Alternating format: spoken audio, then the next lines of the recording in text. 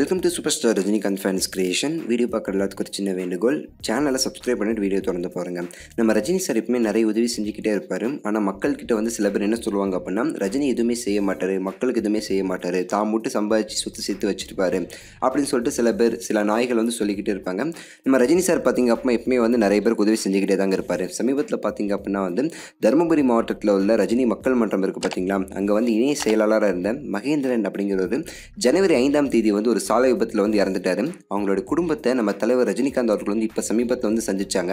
அவர் சந்திச்சு ஆறுதல் சொன்னது மட்டும் இல்லாமல் அவர்களுக்கு மன்றம் சார்பாக கிட்டத்தட்ட 40 லட்சம் ரூபாய் வந்து வழங்கியிருக்காரு.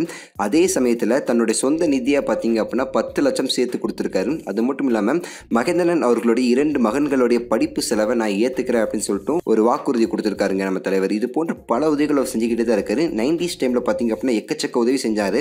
பட் ஆனால் இப்போ வந்து அவர் அரசியலில் வந்தனால அந்த உதவிகள்லாம் ரொம்ப மறைச்சி மக்கள்கிட்ட வந்து ரஜினி எதுவும் செய்ய மாட்டார் அப்படின்னு சொல்லிட்டு ஒரு பொய்யான பிம்பத்தை வந்து சில நாய்கள், அரசியல் நாய்கள் வந்து ஏற்படுத்திட்டு இருக்குங்க. கண்டிப்பாக நான் ஒன்றே சொல்லிக்கிறேன், மக்கள் வந்து இவ்வளோதான் சிந்திப்பாங்க, அதுக்கு மேலே சிந்திக்க மாட்டாங்க, மக்கள் முட்டாள் அப்படின்னு சொல்லிட்டு சில நாய்கள் சுற்றிக்கிட்டு இருக்கு. ஒன்றே ஒன்று தான், நீங்கள் எவ்வளோ சிந்திக்கிறீங்களோ அதை விட மேலே வந்து மக்கள் வந்து சிந்திப்பாங்க. நீங்கள் மக்களை பற்றி எந்த ஒரு அபிப்பிராயத்தோடு நீங்கள் பார்க்குறீங்கன்னு தெரியல, பட் ஆனால் நீங்கள் வந்து எப்படி நினைக்கிறீங்களோ அதை விட மக்கள் வந்து ஒருபடி மேலே தான் அப்படிங்கிறத கொஞ்சம் புரிஞ்சுக்கங்க. மக்கள் எல்லாத்தையும் பார்த்துட்டு இருக்காங்க. அவங்களுக்கு வந்து உண்மை எது எப்படி நடக்குது எல்லாமே அவங்களுக்கு தெரியும். கொஞ்சம் பார்த்து நடந்துக்கங்க, சரிங்களா? இன்னொரு பக்கம் பார்த்தீங்க அப்படின்னா பேட்டை விஸ்வாசம் பொங்கல் அன்னைக்கு ரிலீஸ் ஆச்சு. கிட்டத்தட்ட 2 படமும் சரி 50 நாள் கிட்ட வந்து நெருங்கிட்டு இருக்கு.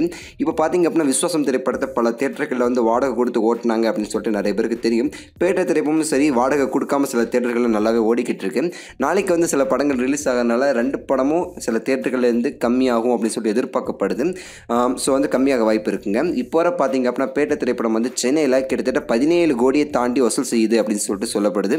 சேம் டைம் விஸ்வாசம் திரைப்படம் பார்த்தீங்க அப்படின்னா வந்து 13 கோடி தாண்டி இருக்குது அப்படின்னு சொல்லப்படுறாங்க. இதுதான் இப்போ உள்ள அஃபிஷியல் நியூஸ். சென்னை வசூலை பொறுத்தவரை, தமிழ்நாடு வசூல் பொறுத்தவரை எது எப்படி நமக்கு வந்து க்ளீனாக தெரிய மாட்டேங்குது. முன்னாடியே சொன்ன மாதிரி ஃபைனல் ரன்னுக்கு அப்புறமா நம்ம அதை பற்றி அனலைஸ் பண்ணி நம்ம க்ளீனாக நம்ம வந்து ஒரு ரிசல்ட் கொடுக்கலாம்.